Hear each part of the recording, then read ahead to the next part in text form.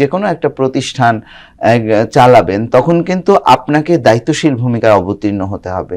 আপনি যখন আমরা ঢালাওভাবে বলতে পারি টকশোতে বসে বা যে কোনো জায়গায় বসে যে এরা দায়ী, কিন্তু আপনাকে যখন তথ্য প্রমাণের ভিত্তিতে একটা প্রকৃত অর্থে মিনিংফুল ব্যবস্থা নিতে হবে তখন কিন্তু আপনার সেই ডাটাগুলো ডকুমেন্টগুলো কালেক্ট করতে হবে। হ্যাঁ, আমরা বৃহত্তর অর্থে জানি, কিন্তু আমরা জানি যে জানার মধ্যেও অনেক ভুল আছে, আমরা অনেক ভুল করতে পারি। আদালতে প্রমাণ করা, তদন্ত কমিটিগুলোর কাছে প্রমাণ করার, সিনেটের কাছে যথাযথভাবে উপস্থাপনার ব্যাপার আছে। সে কারণেই আমি বলছি যে এই প্রক্রিয়াগুলো যদি কেউ প্রকৃত অর্থে দোষী হয়ে থাকেন তাহলে তাকে সেই প্রক্রিয়ার মধ্যে দিয়ে দোষী প্রমাণ করে তার বিরুদ্ধে ব্যবস্থা নিতে হবে। কিন্তু এমন যদি হয় ঢালাও ভাবে আমরা যদি বলি, কারণ আমরা টিকবে না। তার চেয়ে বড় কথা হলো কি, সিচুয়েশন গুলো আমাদের মাথায় রাখতে হবে। যে একটা আমরা মুখে বলছি যে একটা সর্বাত্মক ফ্যাসিবাদী একটা কর্তৃত্ববাদী শাসন ছিল, সেই কর্তৃত্ববাদী ফ্যাসিবাদী শাসনের মধ্যে কিন্তু বিশ্ববিদ্যালয়গুলোতে আমরা দেখেছি সেখানে শিক্ষকরা কিরকম গত 15.5 বছরে কিরকম একটা পরিস্থিতির মধ্যে গিয়েছেন, এবং একের পর এক কিন্তু মেয়াদ শেষ হয়েছে সরকারের, তারপরে নতুন মেয়াদ রিনিউ হয়েছে এবং শিক্ষকদেরকে সেরকম চাপের মধ্যে ফেলে দেওয়া হয়েছিল। এখানে অসংখ্য শিক্ষক আছেন যারা হলো প্রকৃত অর্থেই তারা কিন্তু মনে করেন যে এই আওয়ামী লীগের পক্ষে থাকাটা উচিত নয়, কিন্তু তারা থাকতে বাধ্য হয়েছেন। অনেকেই চাকরির জন্য আওয়ামী লীগের সমর্থন নিতে বাধ্য হয়েছেন, কিন্তু শেষ পর্যন্ত আমরা দেখেছি কি অনেক শিক্ষক, বিশ্ববিদ্যালয়গুলোর প্রচুর শিক্ষক তারা কিন্তু ছাত্রদের পাশে এসে দাঁড়িয়েছেন। এমনকি আমরা দেখেছি যে আওয়ামীপন্থী শিক্ষক ছিলেন কিন্তু তারাও ছাত্রদের পক্ষে এসে দাঁড়িয়ে মার খেয়েছেন। এরকম কিন্তু ঘটনা জাহাঙ্গীরনগরেই আছে, অনেক ঘটনা আছে, দুই একটা না অনেক ঘটনা আছে। যারা অন্য মতের কারণে আপনার পক্ষে এসে দাঁড়ায়নি তাদেরকে তো আপনি অপরাধী বলবেন না যতক্ষণ না পর্যন্ত সে অপরাধমূলক যে কোনো। আমাদেরকে একটা জিনিস মাথায় রাখতে হবে যে আমার একটা মতামতের জন্য, আমার একটা রাজনৈতিক মতের জন্য আমি কিন্তু অপরাধী হতে পারি না। মতামতের জন্য আমি শিক্ষককে দোষী সাব্যস্ত করতে চাই না। এখন ধরুন ছাত্রলীগের একটি ছেলে সাধারণ ছাত্রদের উপর আঘাত করছে, মারধর করছে, গণরুম তৈরি করছে, সেখানে ধরুন প্রভুর যিনি আছেন, ধরুন একটা হলের উদাহরণ দিলাম আপনাকে, যারা হাউস টিউটর আছেন তারা তাকে সহযোগিতা করছে ওই ছাত্রলীগের সন্ত্রাসীকে, তাকে আপনি কি বলবেন? সেখানে তো রাজনৈতিক মতামত না, সে তো সন্ত্রাসীদের সহযোগী। সেটাই আমি বলছি শিক্ষক হিসাবে আমরা শিক্ষকের কলঙ্ক, আমরা যেন ঢালাও ভাবে এমন পরিস্থিতি না করি। রাজনৈতিক মতাদর্শের জন্য কাউকে দোষী সাব্যস্ত করার কথা আমরা বলছি, হ্যাঁ, যে রাজনৈতিক মতাদর্শের কারণেই সে অপরাধীতে পরিণত হলো সেটা যেন না হয়।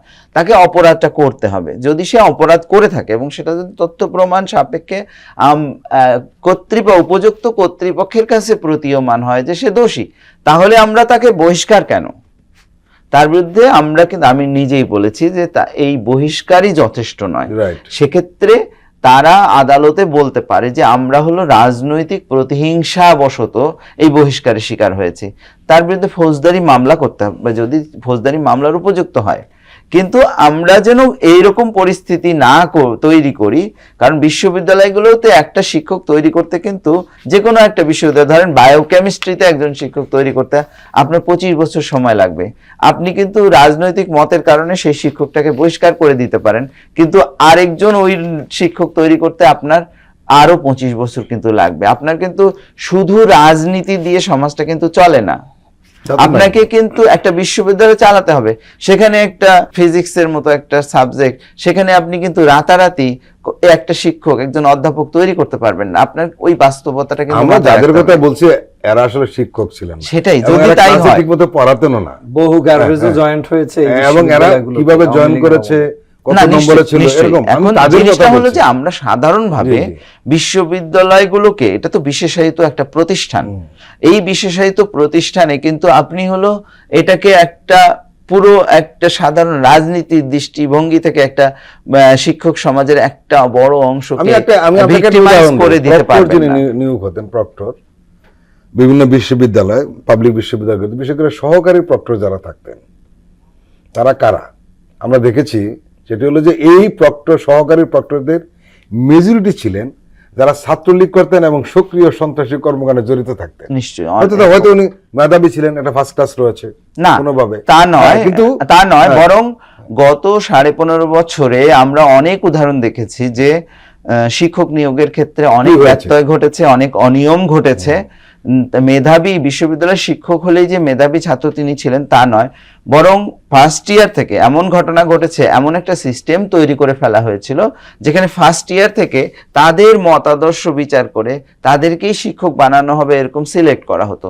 তারপরে ওই যে আত্মীয় বৃত্তান্ত যেটা আমরা বলি, তারপর যে সুপারিশ।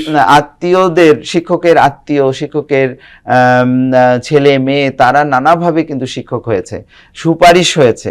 এবং আমরা দেখেছি যে ফার্স্ট ক্লাসই নাই এরকম ছাত্ররাও কিন্তু শিক্ষক হয়েছেন, পিএইচডি নাই, নিয়ম কানুনের ব্যত্যয় ঘটিয়ে অসংখ্য নিয়োগ হয়েছে।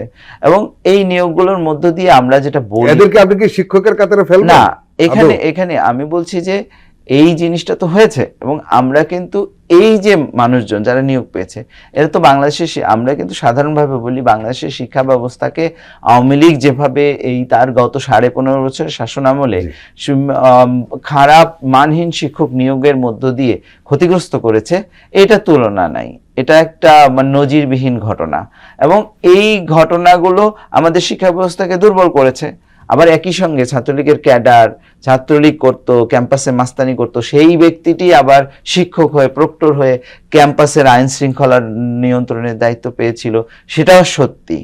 ফলে আপনি যখন এই ব্যাপারগুলো, আমি অবশ্যই এই ব্যবস্থা গ্রহণের পক্ষে, সাজাটা যাতে হয়, প্রতিবিধান যাতে হয়, এবং এটাকে আমরা একটা সংশোধনের রাস্তায় যাতে নিয়ে যেতে পারি, এবং সেটা গঠনমূলক হতে হবে। একটা ধ্বংসাত্মক, যেটা আমি আগে 2টা উদাহরণ দিলাম, যে আপনি একটা নতুন শিক্ষক, একজন অধ্যাপক কিন্তু একদিনে তৈরি করতে পারবেন না, কিন্তু তার চাকরিটা আপনি একদিনে খেতে পারবেন।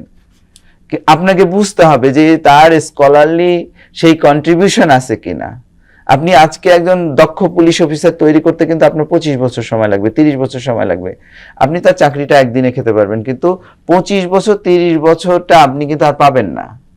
ফলে আপনি যখন এই ডিসিশনগুলো নিবেন, এই ডিসিশনগুলো নিতে অন্যকে উৎসাহিত করবেন, দাবি জানাবেন, তখন কিন্তু এই বাস্তবতাটা মাথায় রেখেই আপনাকে অগ্রসর হতে হবে।